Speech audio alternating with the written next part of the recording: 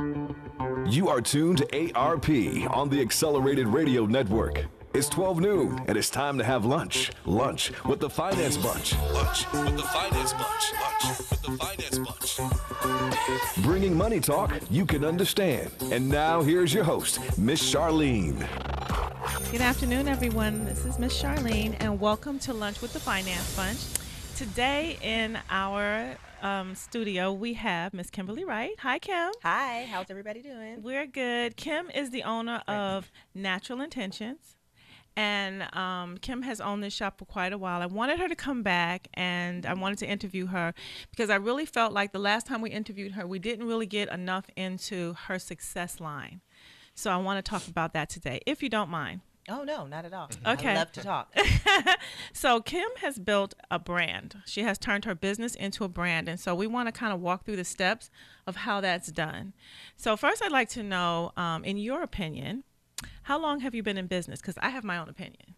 I've been actually doing hair probably for 20 years. But I've actually been in business making money, doing it professionally for about 15, 16 years. Okay. Yes. Okay. So I want to start at the beginning. All right. So back a few years ago, you said 20 years now? Yeah. Wow. It's been a long So time. let me tell you, I've known Kim all of her life. Mm-hmm. And her mom was one of my very best friends. Mm-hmm. And I would go to Kim's house and get my hair done by Kim. Mm-hmm. And she was still a teenager. And we would line up, and Kim was in charge. And we would take our turns getting our hair done. And she told us how many times we could move. Where to sit. How to hold your head. Exactly. And she told us what we'd watch on television while she did her hair. Now. Right. And then now. and she is a wonderful cook, and I it was gonna say, started do you back remember then. what we would watch? Yeah, the cooking Network. channel. Yeah. Multitasking. The Food Network. And if you were lucky, you got to help her write out the recipes. Really? That's like, So we were multitasking. Multitasking. yeah. Well, what happened if yes. you moved too many times? You were just done half hair. Yeah, I had a little brush action might Yes. get you on the head, or I don't know. Yeah. To be still though, so we could get it done. And you know what? And the thing I loved is that Kim has always been a perfectionist when it comes to hair. Aw. So we knew when we got up, our hair would be beautiful. Thank you. Right? So you listened to her rules. So we definitely You were told me attentive Virgo. and listened to the rules. Virgo. Exactly. That's why we like each other. Yes.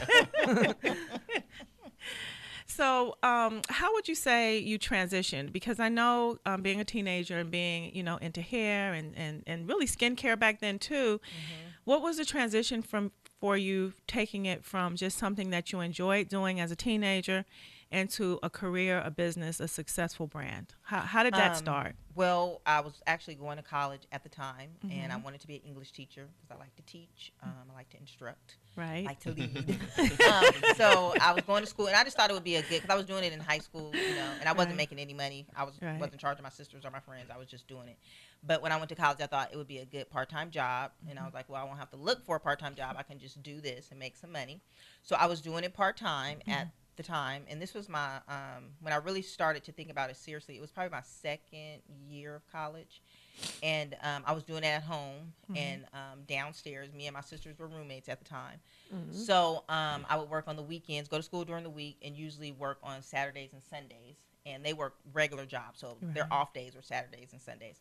So they would always be mad at me because they would come down in the morning on Saturdays and Sundays, and I'd be doing some stranger's hair in the house. That's They right. want to go get some cereal or coffee or whatever, and they want to still be in their pajamas, but they're looking at this stranger. So anyway, they were True kind of story. sick of me doing this. But I worked part-time at school. I was an English tutor in the English department, and then I was a college aide at a high school in Long Beach, Poly High School, and then I did the braiding on the weekend. So finally, that summer, I was off from both my jobs because they were school related and school was out.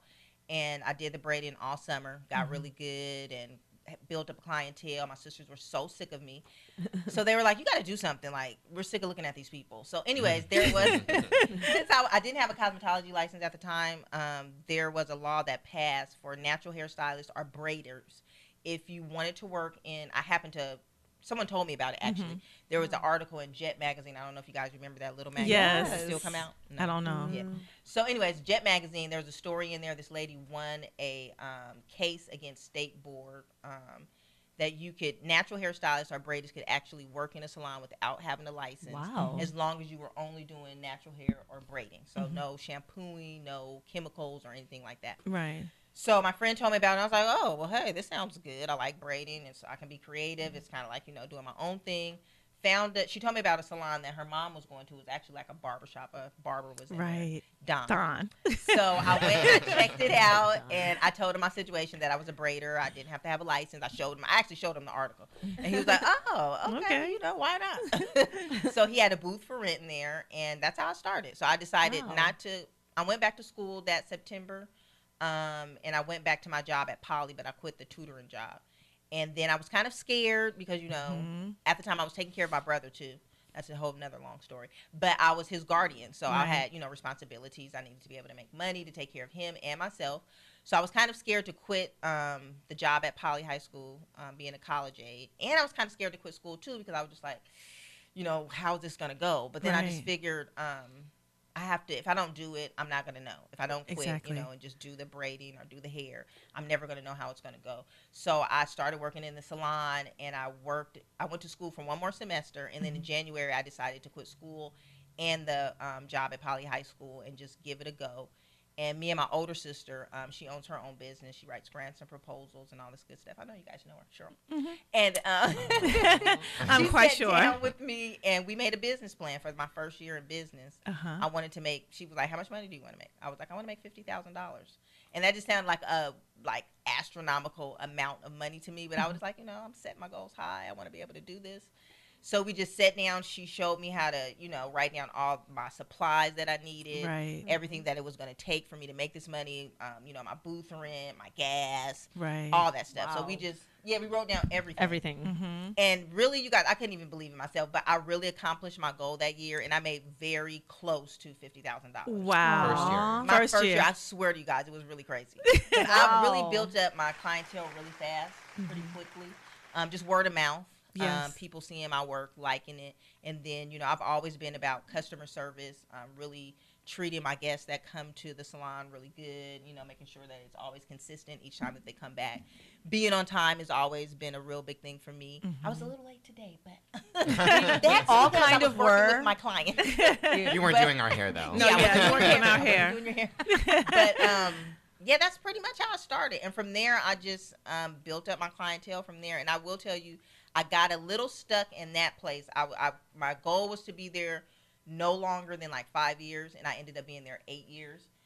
So I started kind of panicking because I knew I wanted to open up my own salon, but I ended up, because it got good, the money got good, I got kind of lax, and I had to. That was hard to break because I was scared to do it, but you were at that breaking point again of, you got to make change. That's right. Yeah. So I had to do what I had to do, and I went in with another partner, and we opened up a little small salon. I remember that. And with Tony, and Right. that worked out pretty good. We did that for about 2 years, and then I had another little obstacle because obstacles happen when you're on a journey. Right. So State Board started changing the laws, and you had to have a license. They were making it a little bit harder for braiders and natural stylists to work without the license. So they ended up coming into the new salon and telling me, well, you can't do this, you can't do that, you can't pick up a comb, you can't use anything except for just pick the hair up, braid it, and that's basically it. Right. So I was just like, oh my God, now what am I going to do? Because by then I had a mortgage, I got all these other big responsibilities now. I'm making a little bit more money, so how that goes. So I decided to go to school. I should have done a long time ago, but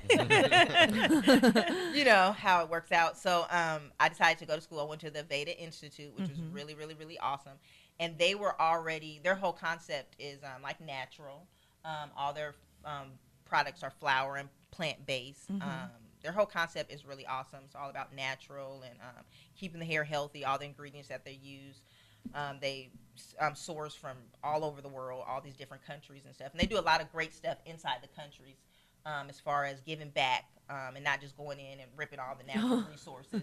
Right. They do all this awesome stuff that I really like too. So anyways, I went to the school, got my license, And then I was really able to start thinking about, really branding myself, opening up my own Aveda salon, which I did, and having all the paperwork. So I wouldn't get in any trouble. And, I wouldn't have any more stops in the road and stuff like that. So that's basically how I got started, and kind of leads me to where I am today. That's really good, because it started, like you said, with a dream, and it started with just a passion for hair and doing hair, and it was all natural. And anytime, we got our hair done, we got our hair done for free, so that's why we had to make sure we listened to Kim's rules, and we had to write recipes like she told us to do. But I like the way I saw you evolve. I personally got an opportunity to see you evolve, and to see where you are today from where you started is just such, it's a compliment to you as a person. Thank you. Because you did overcome a lot of obstacles. And some of the obstacles that I saw that you overcame were budgeting. Learning how to budget and making sure that you stayed on budget, because you had a responsibility at a young age of taking care of your brother. Yes. So you had to make sure you had money to survive for both of you, right? Exactly, yeah. Being a legal guardian at such a young age is a huge responsibility. So do you think was one of the things that helped grow you up a little quicker, having him as a responsibility? Or do you think? Yeah, definitely. Because like you said, it just makes you think about everything that you do as far as money is concerned, and making sure that you saved. And the guy that I worked with at the barbershop, he was really good because he was a saver. He was like such a little money pincher. He did not play around with the money. But he taught me so much about credit, making sure your credit score was good, keeping your credit clean. He always told me about saving. So, I learned a lot from him in that way. Like, he really kind of, pushed me on that. Like, make sure you do your taxes, stuff like that a lot of booth renters and stylists don't know about sometimes. Right, and so he really put me up on a lot of good information like that. So I knew a lot of that stuff early on, and I didn't have to get in any trouble and then learn about it later, after I didn't pay my taxes. Or, Right. That's a good point, because that was really business classes are not a part of what you get,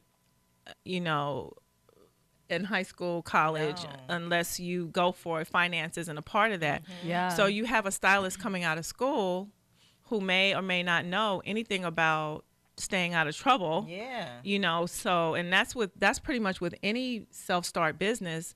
One of the things that you should do is go and see an accountant. Yes. Definitely. And they'll tell you, because I remember when Nathan started his business, we went through that, where, he wanted to make sure that he had all of his ducks in a row. Yeah.